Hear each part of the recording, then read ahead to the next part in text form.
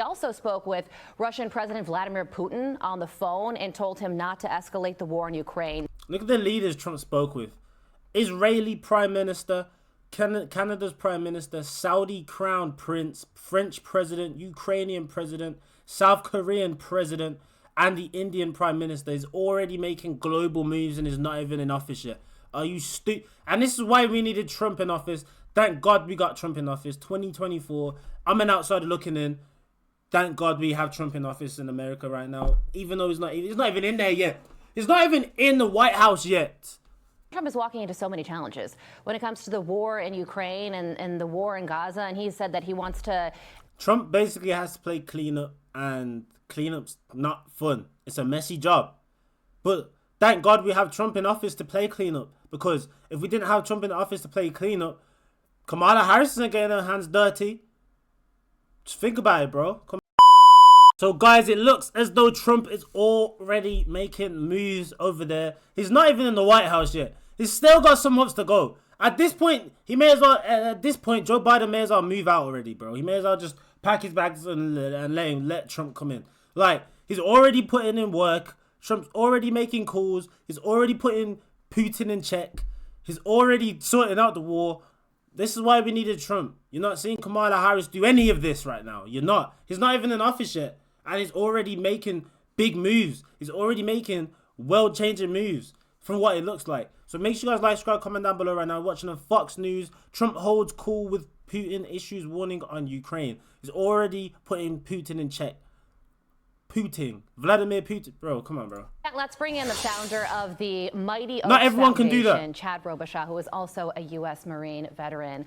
Chad, good morning to you. Thank you so much for joining us. You know, it's interesting having Donald Trump back as president-elect because right now he's not introducing himself to these world leaders. They already have a relationship with him, and they know how he operates. So yesterday we got word that not only did he speak on the phone with leaders in the Middle East, as Matt was just talking about, he also spoke with Russian President Vladimir Putin on the phone and told him not to escalate the war in Ukraine. Look at the leaders Trump spoke with. Israeli Prime Minister, Canada's Prime Minister, Saudi Crown Prince, French President, Ukrainian President, South Korean President, and the Indian Prime Minister is already making global moves and is not even in office yet. Are you stupid? And this is why we needed Trump in office. Thank God we got Trump in office. 2024. I'm an outsider looking in. Thank God we have Trump in office in America right now. Even though he's not even in there yet. He's not even in the White House yet. Bro, you're not going to see any normal leader doing this. He's already planned every single move out. He's already strategized every single plan. Every single move is already making moves. All he needed was the world to say, I want you in. I want you as our president. Now he has that. It's over with, bro. The war's going to end. And if it doesn't, he's going to bring the war to people. So what do you think the impact of Donald Trump will be when it comes to potential peace and deterrence around the world? I hope it's peace. I don't think we have to guess. We seen what happened when President Trump was in office for 4 years. We saw peace. We saw countries cower to the strength of the White House. And look, the United States military is not our greatest asset that we bring to the table in the world stage. Our greatest asset is our negotiating power, our economic sanctioning ability, and the White House, a strong commander-in-chief in the White House who can lead this world to peace. And we've seen it for 4 years. We actually did it through strength.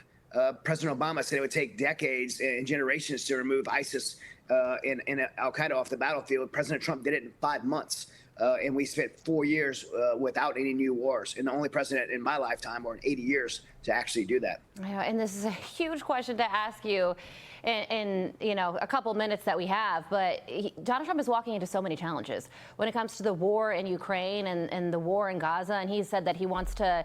Trump basically has to play cleanup, and cleanup's not fun. It's a messy job. But thank God we have Trump in office to play cleanup. Because if we didn't have Trump in office to play cleanup, Kamala Harris isn't getting her hands dirty. Just think about it, bro. Come on. End the war in Ukraine and also alleviate the situation between the Israelis and the Palestinians. I mean, how do you go about doing that, picking up from a foreign policy directive that is much different from his when it comes to the Biden administration and trying to steer the ship in a different direction?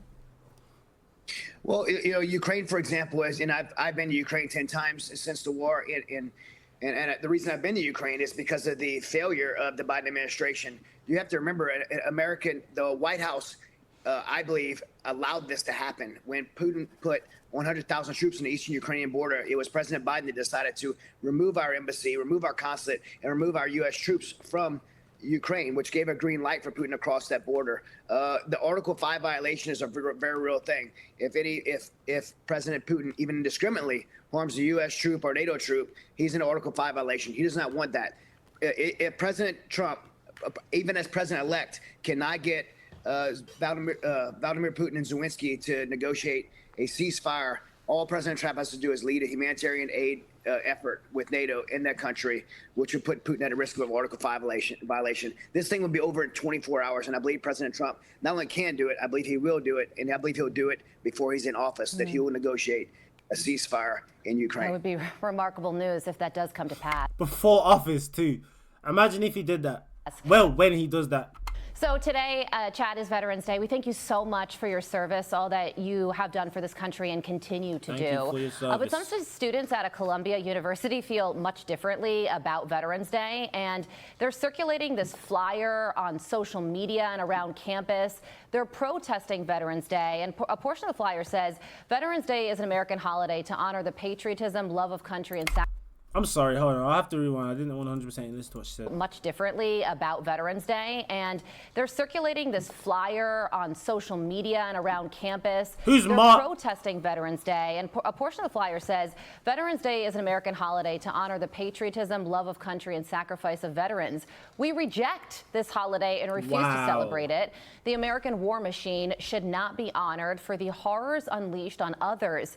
Instead, we will celebrate Martyrs Day in honor of those martyred by the Israel-U.S. war machine, a day to honor the patriotism, love of country, and sacrifice of those martyrs. So, Chad, what do you How about just make the Martyrs Day another day? Why have you got to replace Veterans Day? That's a very important day in history. Every year, that's a very important holiday. That's not something to just be able to scratch off and move on. That's something that needs to be remembered, right? So why is that? Why is this even a thing? This is a problem, bro. It's like the world's just so lost right now. It really is. And me studying politics and learning, like, you guys see me learning, even you guys can probably see me learning right now. I didn't even know what martyrs was until now. Bro, the world's lost, bro. And it needs help. And Trump's step one of that help. What do you think when you hear that? A group of students at an elite university replacing Veterans Day with Martyrs Day. And I guess you could take in that statement that they would be celebrating the Hamas terrorists that were killed in this war. That's exactly what they was doing. What they want to do. It's the manufactured outrage of the day by a bunch of spoiled students, and I'd say an elite university. I'd say it's a woke university that produces students like this. Leftist. And look, this is their right. This is the freedoms that I fought for them to have the right to do this peacefully. By the way, they should. But look, if they want to celebrate, if they want to be against the anti-industrial military complex, if they want to be against the anti-American war machine, then they should join me right now and celebrate that President Donald Trump is in office and the neocons in Washington, D.C. are being pushed out. And so they should go to their university where they're supposed to be seeking education, understand what's really happening here, and we're going away from war. And American military. But it's hard for them to go to their university when their university is the one who's teaching them the things that they're learning about. Their whole life view is based off of their university. Their university, their school education throughout, probably from born to now, has just been fucked. Like, genuinely just fucked. Like, they probably have rainbow flags in their classrooms right now as we speak. They probably have bisexual teachers. They probably have all of these things that's caused them to now want to scratch Veterans Day off and put Martyrs Day instead and support Hamas. Bro, it's like the things that's going on around the world right now, especially in America and the UK, is just unbelievable. Like, genuinely, like, and don't get me wrong, my country's messed up too. Trust me. The bills that I'm getting, the bills that we're seeing, not bills as in money wise, I'm talking about like the the Congress, like the elites bills that they're trying to pass through right now is unbelievable. So yeah, that's all I gotta say about this video. Trump's standing on business. Trump's standing on 10 toes, as he should, as we knew he would. Already making moves, not even in office yet. Already probably gonna end wars, and he's not even in the White House yet. So when he's in the White House, imagine what else he can do. Imagine the power he will have then once he actually is like in full power. So that's all I gotta say, really, guys. Like, subscribe, comment down below as usual. Let me know how you guys feel about this situation. Anything I said wrong or out of order, let me know as well. And yeah, I'll catch you guys in the next one. Peace out, bro. Bye. Have a great time.